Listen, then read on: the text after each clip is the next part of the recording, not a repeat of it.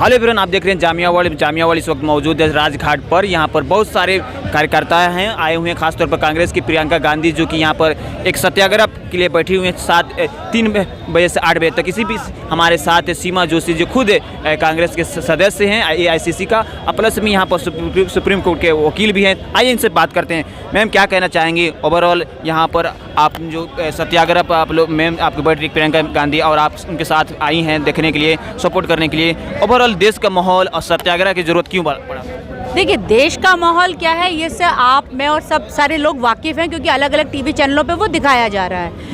रही बात सपोर्ट में आना, क्योंकि देखिए कांग्रेस पार्टी जो इस CAA जो कि पहले CAB था अब CAA है के खिलाफ जो है, उसका सिर्फ एक मुद्दा है, वो ये है कि it should not be on the basis of religion, it should not be on the basis of caste, it should not be on the basis of gender.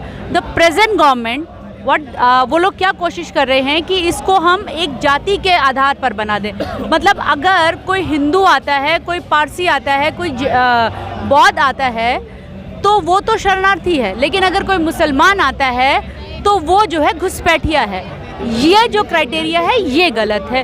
आप उसको ये रखिए कि जो आ रहा है, जो गलत तरीके से आ रहा है, चाहे वो फिर किसी भी धर्म जाति का है, अगर वो अपने आप को साबित नहीं कर पाता कि उसका आने का मोटिव सिर्फ शरण लेना है, तो वो सब उसी एक दायरे के अंदर आने चाहिए। एक और है जो CAA हो गया, वो ओवरऑल जिस तरह से अमित शाह मोदी जी कहते थे कि NRC हम लाएंगे, लेकिन उसमें जिस तरह से NRC होगा, कहीं ना कहीं जो मुस्लिम लोग हैं वो NRC में किसी तरह गलती की वजह से बाहर हट जाते हैं, लेकिन उन्हें डिटेंशन कैंप में डाला जाएगा, उनको किसी तरह का अमेंडमेंट करके CS थ्रू उनको नागरिकता नहीं मिलेगी, जबकि और जो नॉन मुस्लिम उन्हें मिल जाएगी। ये पूरा चक्कर क्या है? मैं वही कहना चाह रही हूँ, अगर आपने कल मोदी जी वाला भाषण भी सुना हो तो उसमें वो कहने लगे हम तो अभी NRC लेके नहीं आए हैं, इस पर चर्चा करने की ज़रूरत है, इस पर बात करने की ज़रूरत है। तो अभी क्या है कि उन्होंने कहते हैं ना, अपने एजेंडा को साबित करने के लिए, रखने के लिए उन्होंने ये कोशिश कर तो दिया, लेकिन अब वो खुद कंफ्यूज हैं कि इसको कैसे लागू किया जाए और कैसे, क्योंकि अब उन्होंने कहा है कि अब हम ड्राफ्ट बिल बना रहे हैं कि इसमें क्या फॉर्मेलिटीज़ होंगी,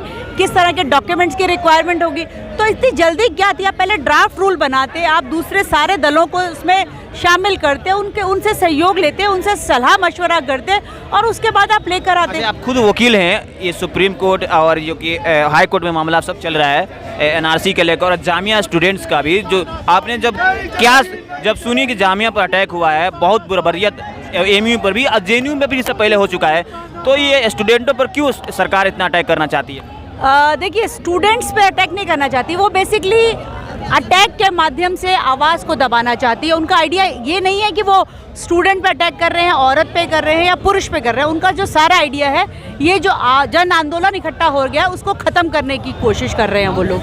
वो उसको ख़त्म करना चाहते हैं, सीधा सीधा आर्टिकल 14 का वायलेशन कर रहे हैं, ये वो भी जानते हैं, लेकिन पर क्योंकि वो कहते हैं ना, उनकी मी माई सेल्फ जो है ना, वो बहुत स्ट्रांग है, इसलिए वो उससे हटना नहीं चाहते हैं। आज फॉर्मर जस्टिस लोकुर ने भी कहा कि ये कॉन्स्टिट्यूशन के खिलाफ है। आज के हिंदुस्तान टाइम्स के पेज 9 के अंदर उनका पूरा आर्टिकल है जो ये कहता है कि ये अनकॉन्स्टिट्यूशनल है। तो जब इतने सीनियर जजेस इस बात को कह रहे हैं, इतने लर्नेड लोग इस बात को कह रहे हैं, तो सरकार को क्या परहेज है इस पर एक बार पुनर्विचार कर लेने पे, और उसमें दूसरे दलों को भी शामिल करें पुनर्विचार करते समय। उसकी रूपरेखा जो है वो जाति के आधार पर नहीं होनी चाहिए, धर्म के आधार पर नहीं होनी चाहिए, जेंडर के आधार पर नहीं होनी चाहिए। बताइए, आप खुद एक महिला हैं और स्टूडेंट जो खुद जामिया कहती है, उनके वॉशरूम तक गर्ल्स हॉस्टल में जाकर भी पिटाई किया पुलिस ने, एज ए बीइंग। अब मोदी जी कहते हैं बेटी बचाओ बेटी पढ़ाओ, जब ये सोचती है नारा, देखती हैं, सुनते हैं और कथनी कुछ और करनी और कुछ और, तो उसको क्या नज़र से देखती हैं आप? देखिए, आपने कहा जैसे मोदी जी की कथनी कुछ और करनी कुछ और, देखिए वो उनकी यह नहीं है। ये अब जो जामिया वाला आपने एपिसोड बताया, कुछ दिन पहले ये जो वकीलों के साथ भी हो चुका है 30 हज़ारी के अंदर। उस दिन भी पुलिस ने जाकर 30 हज़ारी के अंदर लेडीज़ वॉशरूम के अंदर जाके जो लेडी लॉयर्स हैं उनको मारा पीटा है। उनमें से एक शायद प्रेग्नेंट लेडी थी, पर वही है कि लोग फैमिली दबाव के कारण आगे कंप्लेंट करने नहीं आते हैं और उसमें ज़्यादा कंप्लेंट्स नहीं हुई है।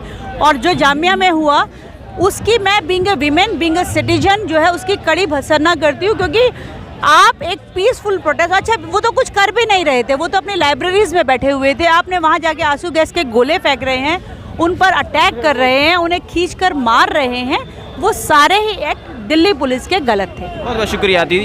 ये थी हमारे साथ सीमा जोशी जो कि खुद वकील हैं और ओवरऑल चीज़ें बताएंगे किस तरह से घटनाक्रम चल रहा है और ख़ास तौर पे इन्होंने सॉलिडरिटी दिया जामिया स्टूडेंटों का जिस तरह से उन पर अटैक किया गया था। बहरहाल आप देखते रहिए जामिया वर्ल्ड में हम तस्लीम।